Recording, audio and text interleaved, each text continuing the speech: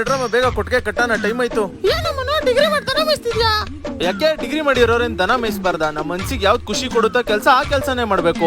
ಲಕ್ಷ ಕೊಟ್ಟು ಕಾಲೇಜ್ ಸೇರ್ಕೊಂಡು ಡಿಗ್ರಿ ಮುಗಿಸಿ ಕೆಲ್ಸಕ್ಕೆ ಅಂತ ಹೋದ್ರೆ 15,000 ಅಷ್ಟೇ ಕೊಡೋದು. ಇನ್ನ ಕೆಲ್ಸದಲ್ಲಿ ಮ್ಯಾನೇಜರ್ಗೆ ಟೀಮ್ ಲೀಡರ್ಗೆ ಬಕೆಟ್ ಹಿಡಿಯೋ ಬದಲು ನಮ್ ಕೊಟ್ಟಿಗೆಲ್ಲ ಬಕೆಟ್ ಹಿಡಿತೀನಿ ಬಿಡು. ಬೂಮ್.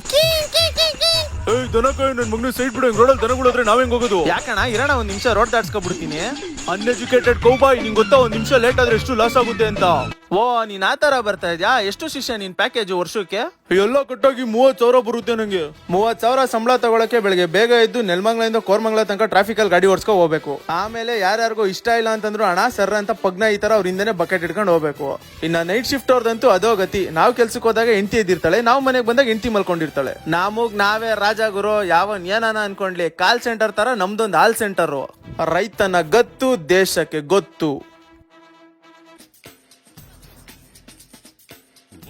ಒಬ್ಬನೇ ಯಜಮಾನ, ಬದುಕಿ ಅವನ ಬಹುಮಾನ, ದುಡಿಮೆಗೆ ಮುಡುಪಿಡು ಜೀವನ, ಸಾರ್ಥಕಪಡಿಸಿಕೊ ಜನುಮಾನ.